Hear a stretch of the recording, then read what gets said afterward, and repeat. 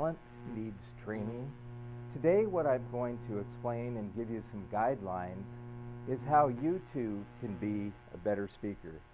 Fellow Toastmasters and most welcome guests, being a speaker is not a really easy thing. Like being an athlete. I'm going to have a lot of parallels between being an athlete and being a speaker. First of all, you need to analyze your room when you go into giving a speech. Today, I went into this room. I made sure, and this is a good room because it tells you, and you can adjust the temperature where most rooms you're at. That's not an option. If it's too cold, people are hustling to get sweaters and coats. If it's too hot, you really have a problem because you're not going to want your audience to take off their clothes.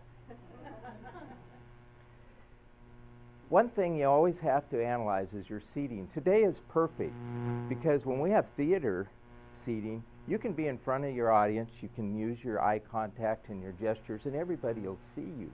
But that's not always the case.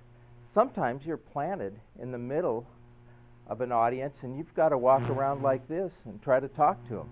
That's really hard. Or like last week, I had a challenge. We were lined up all around.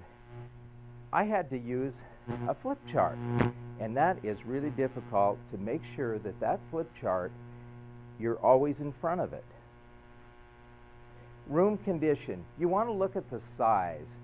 Okay, the size today is really good. You really don't need a microphone. Sometimes you do. The other thing you need to analyze is look at the doors. We got 2 doors, which doubles the opportunity for somebody to walk in while you're talking and interrupt you. So prepare yourself very well for that. Another thing, and we're so fortunate, we're in the basement. There's not a lot of sound interference, but sometimes you're giving a talk, and right next door, there's a religious group that's amen in the middle of your speech. Prepare yourself for whatever could happen so you don't lose your composure. Technology and visual aids. I'm here to train on that today. This is my first time ever using a PowerPoint, and then I had to be trained by Mark to use this little microphone. Now I think that's very important to learn technology and learn how to use it effectively, and it can enhance or it can really cause some problems when you're speaking. One example, I was at a speaking contest and we were trained how to use this, how to turn it on. We were in a room, it was an evaluation contest, and we were in a room, and when we left the room and entered the area where we were giving our speech, we were supposed to turn it on, and we were showed how to turn it on. The lady in front of me was very, very nervous. In the room, she flipped it on. She told everybody how nervous she was, and her knees were shaking and everything else. And she walked up on the stage and turned it off. And she wondered why. Everybody was happy to see her. They were laughing because she heard everything you said. So one of the things you want to do is make sure you understand your technology. As I said again, I'm new at technology. I brought my support, and it's always good to have somebody to back you up. The other thing that's good, and you'll see today, is if everything happens wrong, make a printout or a handout. The other thing to prepare, if the electricity goes out like the Super Bowl, bring a bag of flashlights and bring a headset for yourself so you can go on without a hitch. The next thing, visual aids are so important because people can grasp, they can take away some of your ideas, but they can also be a tremendous detriment, and they can foul up your presentation something fierce. Flip charts. We all know about flip charts, and they're great. But there's ways that you can use flip charts, and there's ways it'll mess your presentation up. The best way to do is have your flip chart on the other side of your screen. But when you're doing a flip chart, it's best to go backwards. So in other words, your first page will go off this way. It's easier to flip your flip charts this way than back.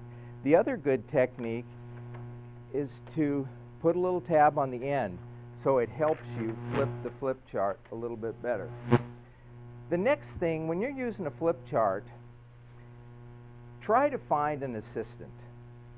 The reason assistant is very important, you do not have to turn your back to your audience, and you can ask questions and get input and have the assistant out to one side or another using the flip chart.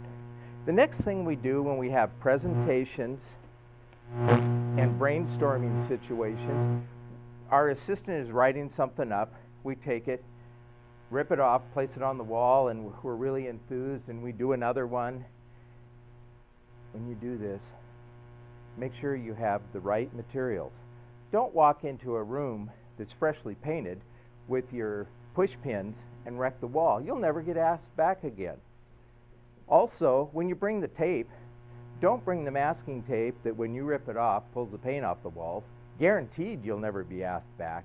But make sure that your tape that you use sticks very effectively. You've all been in meetings when you're really jazzed up and things are going great. And you've got this idea and it's on this wall, and you've got that idea and it's on that wall. You've got another idea on another wall. You're working on your fourth wall, and all of a sudden the first one falls off the wall, and then the second one. That destroys your continuity. That's something that you want to be very, very careful about. The next thing is props. Props are good to have something to stand up and show people and everything else. But you know, don't have them under the table and you're crawling under the table saying, "Oh, I'm sorry folks, I just can't find that." You don't want that. You want them laid out, very easy. So you can pick this up and show it. You can pick this up and show it, or give it to an assistant to walk around the room and say, you know, this is part of your speech. The extra considerations, those are most important. Plan your introduction. Give the person, the Toastmaster, your introduction. I gave my Toastmaster my introduction 2 weeks ago.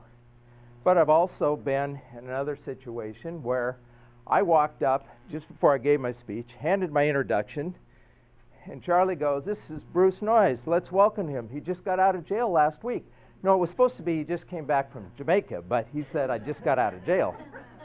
And so then, all of a sudden, you know, my speech is falling apart because I thought I was going to talk about Jamaica, and now I have to talk about how I got out of jail. Prepare physically. It's just like an athlete. You need to prepare. You need to practice. The first thing you do when you're giving a speech, dress the part.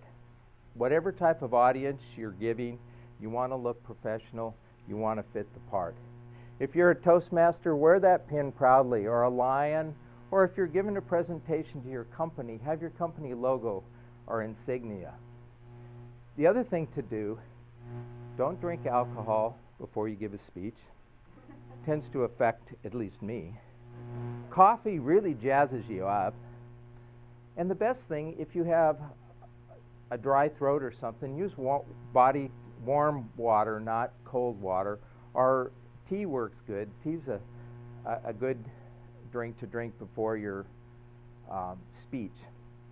The next thing that I often do when I'm giving a speech is take a walk down a hallway where there's not very many people, or outside. And then before you get ready to speak, do your exercises like the athletes do. You know, roll those shoulders. Take a deep breath and fill your lungs with air and get ready to do your presentation.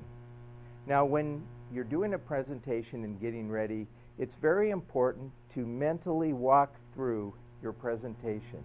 You've all heard the story, the research they've done. They take 3 groups of people. One group visualizes making free throw shots. The next group practices making free throw shots. And the third group practices and visualizing doing free throw shots. At the end of the day, the research says that the people that visualize do as good or better than those that actually shot the basketball, and those that practiced and visualized did even better. So remember that little handout when you're doing that. The other thing when you rehearse that works very well for me is rehearse in front of that mirror. And that way you can work on your hand gestures. You can look back and forth in the mirror and make sure you're making eye contact to everybody in the room or everybody in the mirror, yourself. But it's a good practice to get started. Handouts. Handouts can be very, very important. As you notice, my handouts were given by an assistant who handed them out early. One of the things you don't want to do is, let me see, let me get some handouts here. Here, can you take one? Can you take one? Look at this. That disrupts your continuity of your talk that you're giving. And it also totally disassociates your audience. So work really hard on a way to disperse these. Some of the ways are have somebody pass them out in the beginning, have them on their seats when they walk in, have them at the back of the room after the presentation has been given. And then another way is just to avoid giving the handouts at all, but explain them very thoroughly. And if you do have a handout, make them short, make them simple, so people can understand the basic principles of what you're talking about, and also make them so that they can photocopy them. Now, if you noticed on my handouts today, the notes are off to the right. That's a good way. Put the notes at the bottom. Whatever you do, and I'm sure everybody's been in a seminar where the note page is on the very back, and here you are flipping through. I want to write this down. And you got to flip through 3 pages. That's an area that you do not want to do. Rehearsing your speech, probably the most important thing, like an athlete. Practice, practice, practice. And what you want to do is have the ideas and practice the ideas. You want to say your speech to yourself, and also say your speech to maybe a mentor. In Toastmasters, we have mentors, and it's a good thing to work with your mentors. And when you make changes in your speech, make those changes very gradual. Don't rip the whole thing apart and start all over. And the other thing, when you're rehearsing your speech, rehearse it all the way down. Okay, you made a mistake in the middle. Don't keep going back and back and back. Go all the way through and then adjust that middle or that towards the end or whatever. When you want to get ready to do your speech, then prepare a very strong beginning and set the stage for what you're going to say. And then finish with a tight and conclusive finish at the end of your speech. As you can see, I've given you a lot of guidelines, and they're very, very similar to an athlete. You go to the venue, you analyze your venue, and I remember in track and in high school and college, the coaches always made you check out the track, check out the cross-country course. The same with the speech, check out your area. The next thing you want to do is visualize what you're going to say, what you're going to do. And last of all, you need to perform. It's time, you've worked everything up, you've done your warm-ups, you're ready to go.